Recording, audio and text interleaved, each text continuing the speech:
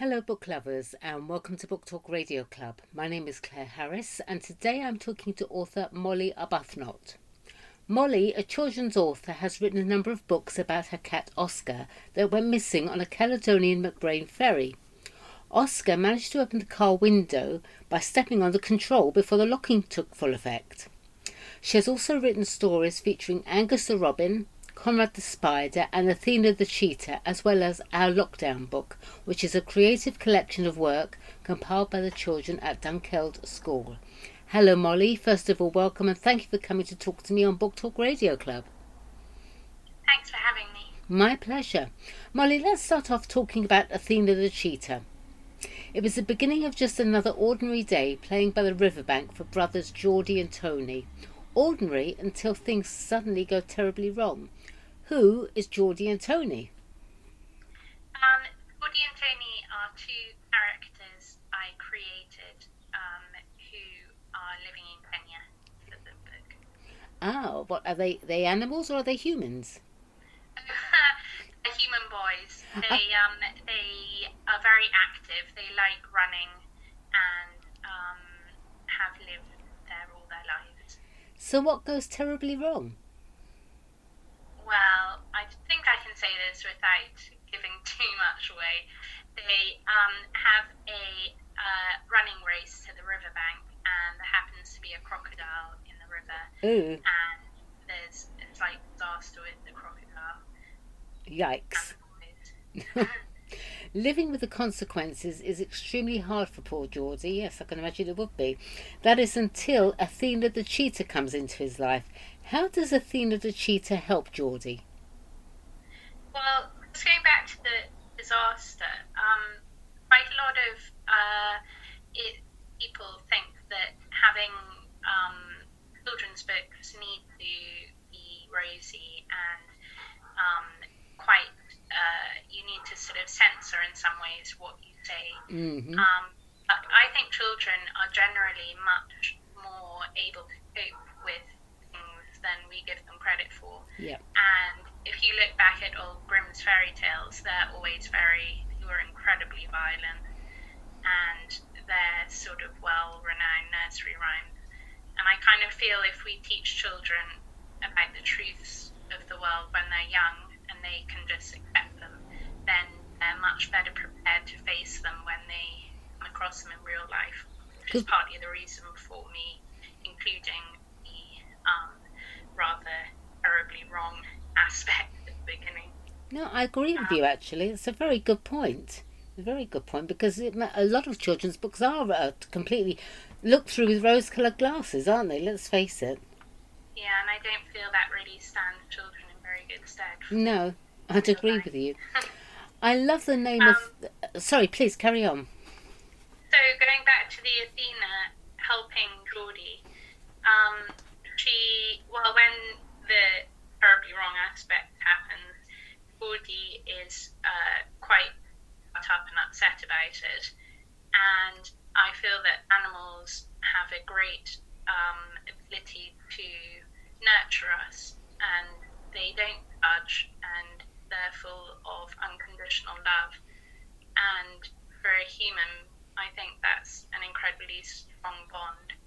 And I think in some ways it's really sad that we've lost that connection with wildlife quite a lot in the way that most people live an urban existence now. And I think it's a very important bond. It's sort of going back to prehistoric times that we used to have. And certainly in my life, animals have helped a lot, and so that's what I drew on in the relationship between Athena and Geordie.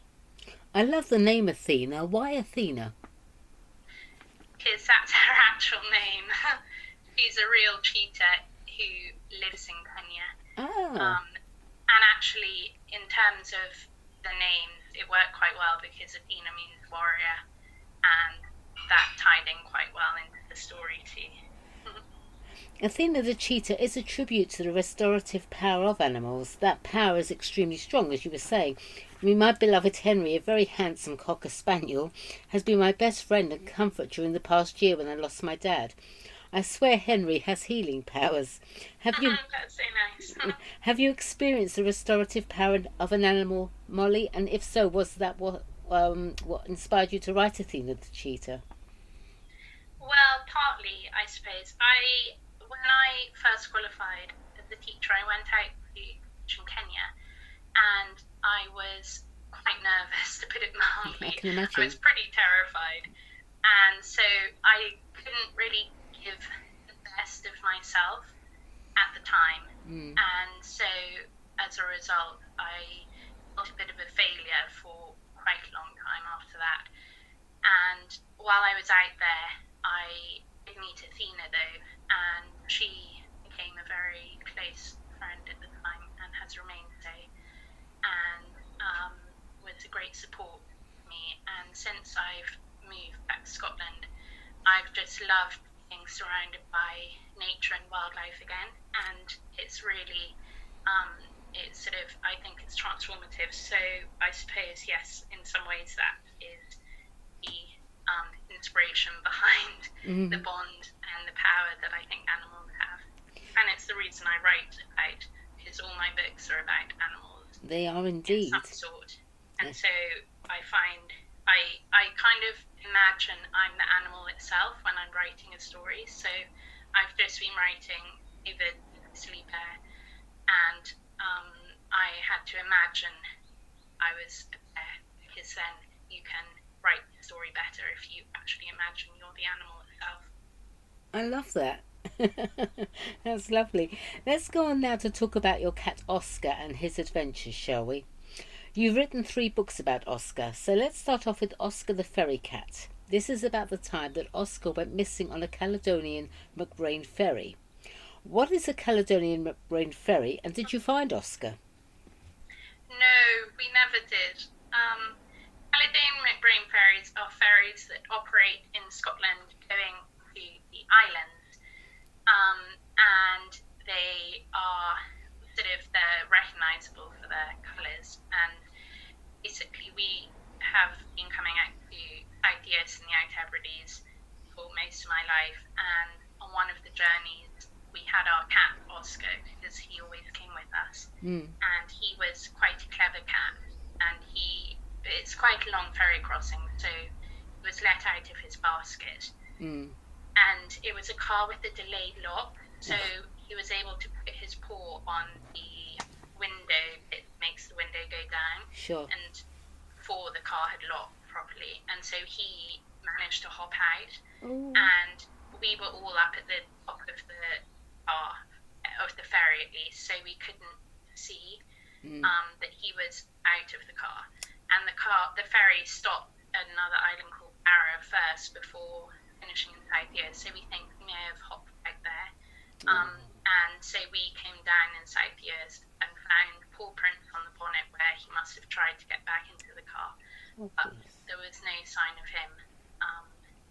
And then afterwards, we did try writing to local newspapers, and the Caledonian McBrain ferry crew were great in helping us. And my mum even tried dowsing to see if she could find where he was, Oh. but we never found him again. Oh. So that's why I wrote the story, to imagine what happened to him and to immortalise him, really, and hope that he had a happy life, whatever. Oh, I wherever think he that's ended up. lovely. The second book in the series is titled Oscar the Hebridean Cat. Tell me about his adventures in the Hebrides. Well, like I said, we come out to South Ears a lot, and because we were on our way to South Ears when we lost him, it seemed like an appropriate place for him to have his first adventure. Right. And I like dedicating the books to someone or something that's important in my life. And so the Hebridean Cat book is dedicated to Morag, who was my mum's nanny out here, and she was an incredibly special lady. She was a proper Hebridean, an amazing baker, and just a truly sort of gentle, old-fashioned, lovely soul.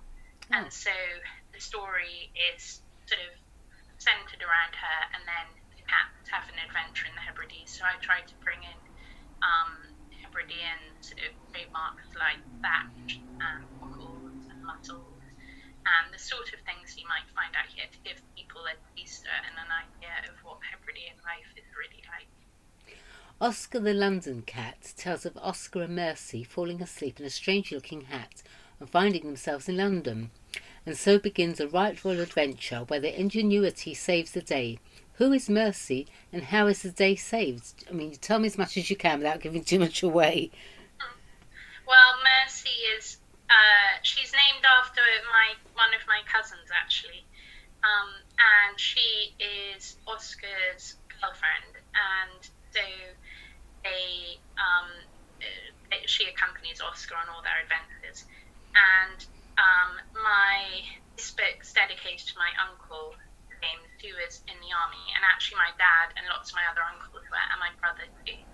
And so I wanted to write a book that was sort of helping to support the army. And then I should maybe say as well that each of my books support and work with charity, and that links in with the theme of the story too. And so this one helps Scotty's little soldiers who help children who sort of have lost a father in conflict. Anyway, so the story ties in with the army, and they have the mascot for the Royal Regiment of Scotland, who's called Corporal Cruachan, who's a Highland pony. So he makes an appearance, and it's mainly around the Scots Guards, which is the regiment my brother was in. Right. And they have to. The royal aspect is because the Queen comes into it at the end, and it's an exciting adventure and I used to teach at a school called Hill House in London, which was a wonderful school, and I incorporate the uniform from Hill House into it too. So it's just lots of aspects of London and the army, and celebrating all the things that we have to be very proud of in England and Scotland too, and the army in general. As I mentioned in the introduction, you have also written about Angus the Robin and Conrad the Spider. I really don't like spiders, but from now on we'll see them as Conrad the guitar-playing spider, which I think will remove some of my fear of them. And Angus the Robin, why Angus? Lovely name for a robin. Oh, well, we had a neighbour when I was growing up called Angus, who used to deliver our newspapers every day into our green newspaper bin at the top of our drive. And he was a lovely man, and he actually tamed this robin. Because robins are probably the easiest bird to tame because they're very endearing and inquisitive. And if you stand with birdseed on your hand for long enough, for enough days, the robin will eventually come into them. And so that's what Angus did. And so this story is a testament to him and to the robin that he tamed, and to his loyalty to our family, delivering our newspapers for so many years. And he was a lovely man. I love the fact that you've included so many people in your life in your books, but as animals. I really like that. That's such a lovely idea. Your books are beautifully illustrated. Do you do them yourself? No, I'm not nearly that talented. I am very fortunate that I have quite a lot of friends who are incredibly good illustrators, and I really enjoy collaborating with other people because it's a fairly solitary if you're just doing it yourself. But by collaborating with illustrators, and suddenly you can build up this incredible network of people with the editors and a web designer and the illustrators, and then the animals themselves who all become your friends. And so that's been really nice, and I've been really grateful to have had the support of such incredible artists, because the books wouldn't really be anything without them. At what age group are your books aimed at? Well, I don't really like to specify an age group, because I kind of feel that by labeling a book as a children's book or for a particular age discourages other ages from reading. Good point. And I think if a book is a really good book, then it can appeal to anyone, whatever their age. And I think even as an adult reading a Beatrix Potter book, or you can sort of look at it in a different light when you're an adult from when you're a child. Sure. And read into things differently.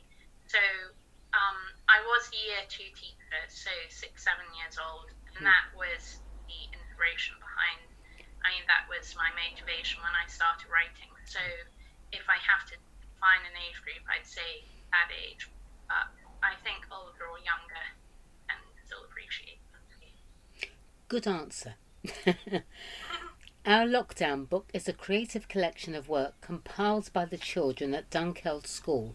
What kind of creative work does it include then, and what was the idea behind publishing our lockdown book?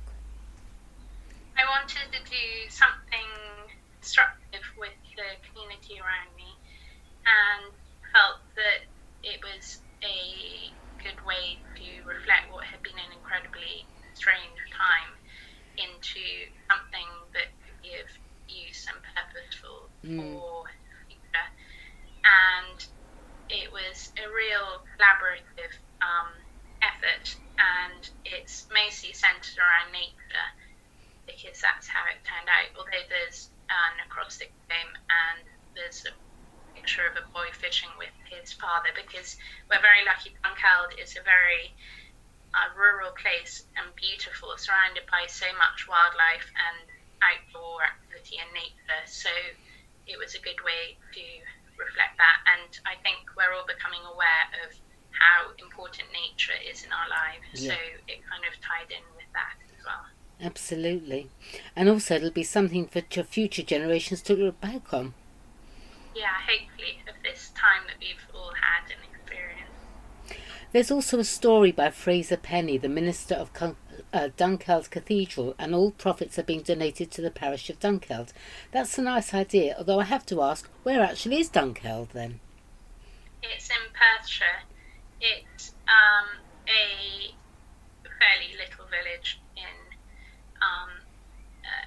in the middle of Perthshire, right next to the River Tay. It's very near Burnham Hill from Macbeth, where Burnham Wood is under the name. And it has this beautiful cathedral that I've been going to all my life. And so this book was a way to help support the cathedral too, because I think it's, well, certainly over lockdown, I appreciated church and religion a lot more than I do normally, just because it provided that sort of source of inspiration when there wasn't too much else. And I wanted to have the opportunity to give something back to the church too. What's next on the writing front for Molly Arbuthnott? Well, I'm working on a book called David Grizzly Bear with an incredibly talented artist called Camilla Seddon. And the grizzly bears are bears that have been formed from the polar ice caps melting. So the polar bears come south and they meet grizzly bears, and then they mate with them and form this hybrid called a grizzly bear. So I'm hoping that through this story I'll help raise awareness of climate change and how it's affecting animals. Lastly, where can readers purchase Athena the Cheetah and your other books, of course? All through my website and through small independent bookshops who are very kind enough to stock them. But mostly, I'd initially try the website if you can't find them in my bookshop, which is www.mollyarbuthnott.co.uk. I was just going to ask you that. You got there before me. All right. Well, thank you, Molly. That was great. Please come back on Book Talk Radio Club. I'd love to chat with you and hear more. In the meantime, good luck for the future. And thank you, everyone, for listening to Book Talk Radio Club. Lovely to speak to you, Molly. Thank you so much. I've really enjoyed chatting with you. Okay. Bye now. Bye.